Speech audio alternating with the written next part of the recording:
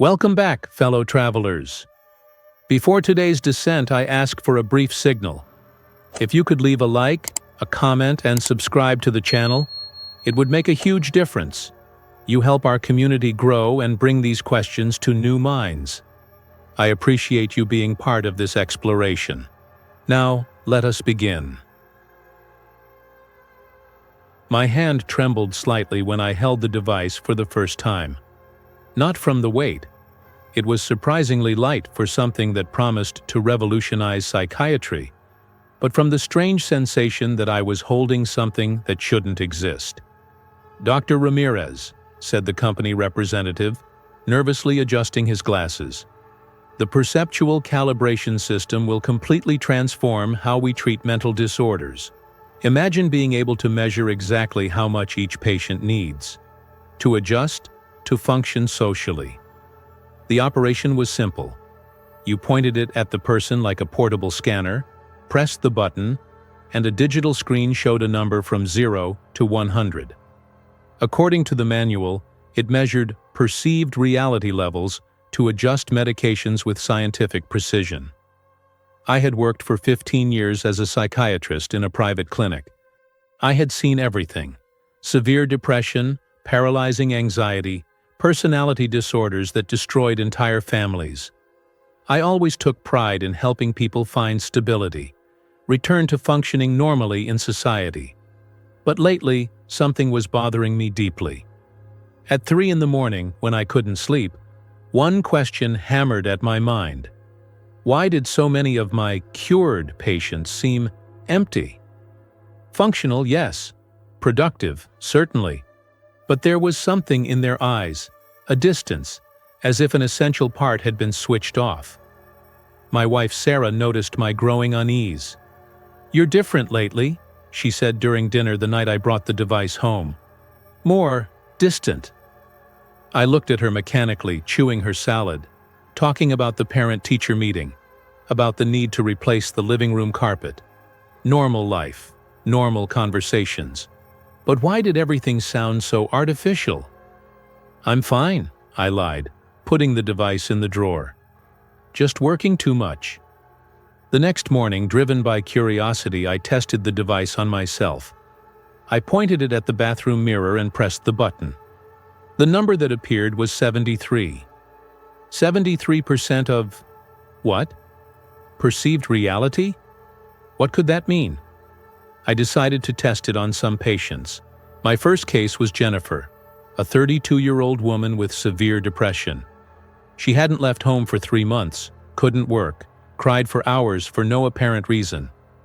Medication after medication, therapy after therapy, and she kept insisting that life made no sense. "Doctor," she said, sunk into the armchair, "sometimes I feel like I'm the only person who sees how empty all this is. Working 40 hours a week to buy things I don't need, pretending I care about superficial conversations, acting as if there were some greater purpose to all this." Discreetly, I pointed the device at her. The number was 12. 12. In contrast, my next patient was Margaret, a 50-year-old executive who had overcome depression 2 years ago. She smiled constantly, talked about career goals, seemed the embodiment of modern therapy success. "I'm great, doctor. Productive, focused, without those pessimistic thoughts from before. The medication really works. I wake up every day excited to conquer new challenges." I pointed the device. The number was 89. 89. I continued testing throughout the morning, and a disturbing pattern began to emerge. The more stable and functional my patients were, the higher the numbers. The more distressed, questioning, resistant to treatment, the lower the numbers. During lunch, intrigued and worried, I called the company representative. "I want to better understand how it works," I said, trying to keep my voice calm. "These numbers, what exactly do they measure?" There was a long pause on the other end of the line. "Well, doctor, it's a bit complex. Basically, the device measures the degree of perceptual adjustment necessary for each individual to maintain adequate social functionality. Perceptual adjustment? Yes.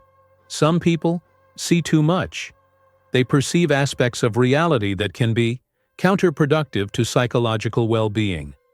The device measures how much each person needs to filter to function normally. My mouth went dry. Are you saying that my healthiest patients are the ones who deceive themselves more? Not exactly deception, doctor. We think of it as perceptual optimization. Focus on what's productive, filtering what's destructive. That night, disturbed by the conversation, I tested Sarah while she slept. The number was 91. 91. My wife, whom I had always admired for her emotional stability, her ability to find joy in small things, to never question too much, to accept our suburban life as perfectly satisfactory. I couldn't sleep. At 2 a.m, I went to the office and grabbed the files of my most problematic patients, those who resisted treatment, who insisted on questioning everything, who refused to accept that life was simply like this. Marcus, 28 years old, generalized anxiety. He always said, "Doctor, how do people manage to pretend everything's okay when the world is falling apart? How do they manage to go to work, smile, make small talk when everything is so chaotic?" His number was 8. 8. Lisa, 41 years old, major depressive disorder. I feel like I live in a play where everyone knows the script except me. Everyone acts as if there's some meaning, some purpose. But when I stop to think, there's nothing. Just people pretending there is. Her number was 6. 6. Thomas, 55 years old, whom I classified as chronically resistant. 3 years of therapy, 5 different types of medication, and he kept insisting, "Doctor, I can't simply accept that my life is wake up, work, eat, sleep, repeat. There has to be something more. And if there isn't, why do we keep pretending there is?" His number was 3. 3. During the following week, obsessed, I tested dozens of people on the streets, at the supermarket, at the office. The pattern remained consistent and terrifying. Apparently normal, functional, mentally healthy people had high numbers, 70, 80, 90. People in crisis, depressed, anxious, questioning, had low numbers, 5, 12, 20. I decided to test my own medical colleagues. Dr. Peterson, always optimistic, always talking about medical progress, about how we were really making a difference. His number was 87. Dr. Walsh, known for her pragmatic approach, for never questioning protocols, for accepting that this is how things work. Her number was 83. When I tested myself again, I discovered that my own number had changed. Now it was 31. 31. "You're different," Sarah said during dinner a few days later. "More strange. You keep looking at people as if they were, I don't know, aliens." I looked at her cutting her meat, talking about the neighbor's new decoration, about vacation plans. Everything so normal, so perfectly normal. "Sarah," I asked, interrupting her report about book club, "don't you ever stop to think about the purpose of all this? Working, buying things, paying bills, dying?" She laughed as if I had told a joke. "What a strange question. Of course there's purpose. We have our family, our house, our work. We contribute to society. It's a good life." I discreetly pointed the device. The number had risen to 94. 94. But what if there was no real purpose? What if everything was just a big collective performance? Her expression changed. For a moment, something flickered in her eyes, a spark of recognition, of doubt. But it quickly faded, like a candle being blown out. "What a ridiculous idea," she said, returning to smile. "You need to stop working so much. You're starting to sound like your problematic patients." I went back to obsessively studying my patients' files. It was then that I noticed something I had never noticed before. My patients with low numbers described reality with disturbing precision. They weren't delusions or distortions. They were correct observations about the absurd nature of human existence. Jennifer was right.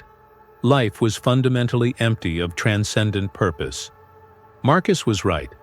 The world was chaotic, and people pretended it wasn't. Lisa was right. We were actors in a play without a script, pretending there was meaning. They weren't sick. They were lucid. And I had spent 15 years medicating lucidity. When I tested myself again, my number continued falling. Now it was 18. 18. "Doctor," Jennifer said in the next session with an intensity in her eyes I had never seen before, "last night I had a terrible revelation. What if I'm not sick? What if I'm seeing things as they really are?" My hand trembled as I held the device. "Continue. What if depression is just awakening? Seeing through the collective illusion? What if anxiety is recognizing that everything is really unstable and meaningless?" I discreetly pointed the device. Her number had dropped to 4. 4. "What if," she continued, leaning forward, "normalcy is just voluntary blindness? What if happy people are just blind?" I looked at her with terrible clarity. Jennifer didn't need medication. She needed courage to endure the truth. "Doctor," she whispered, "you're seeing it too, aren't you?" When I tested myself after the session, my number was now 7. 7. I could no longer pretend during medical meetings. When my colleagues discussed stabilization protocols and adjustments for social functionality, I saw what they really were. Techniques to induce selective blindness.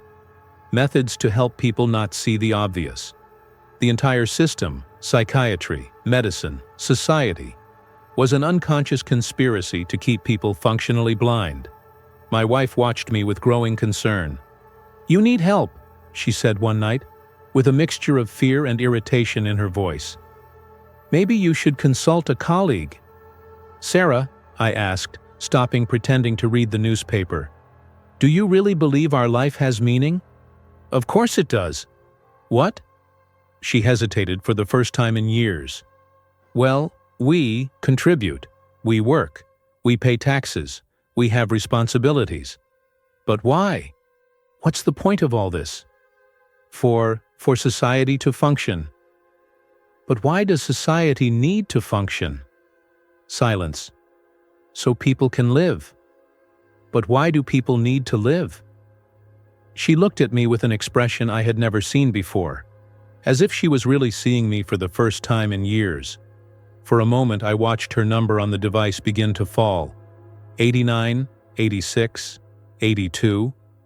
Then, as if a switch had been flipped back on, she smiled forcedly. "What a strange conversation. You definitely need help." The number went back to 95. 95. My number was now 2. 2. Finally, I understood everything with a clarity that hurt. The naked truth about human existence. We were a species that evolved enough consciousness to perceive the inherent lack of purpose in life, but not enough wisdom to deal with that perception. So we created a collective illusion, an unconscious conspiracy where we all agreed to pretend that living in an absurd society without transcendent purpose was normal. Depression was the system perceiving the real emptiness. Anxiety was the system recognizing the real chaos. Mental disorders were often correct perceptions about life's absurdity, and mental health was well-trained selective blindness. In my last session with Jennifer, she looked at me with crystalline clarity that mirrored my own. "Doctor," she said, with a strangely calm voice, "I discovered something terrible. What if sanity is just agreeing not to see? What if normalcy is participating in a collective lie?" Her number was now 1. 1. "What if," she continued, "the whole world is a giant psychiatric hospital where the sickest patients are the ones running the place?" I looked at her and saw my own reflection. We had both crossed through the veil. We both saw the naked truth, without filters.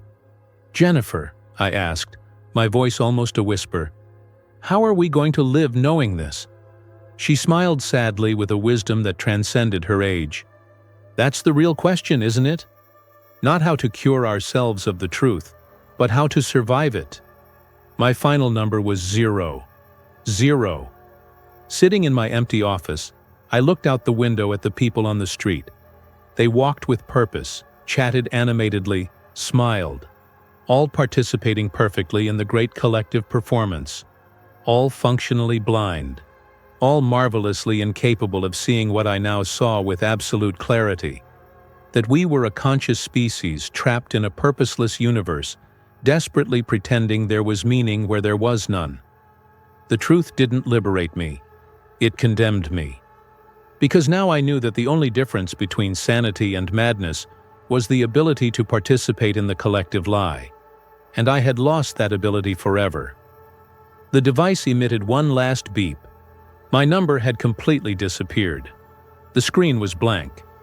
I had left the system, and now, for the first time in 15 years of practice, I perfectly understood why some patients resisted treatment so much. They didn't want to be cured of the truth. They wanted to find someone brave enough to see it alongside them.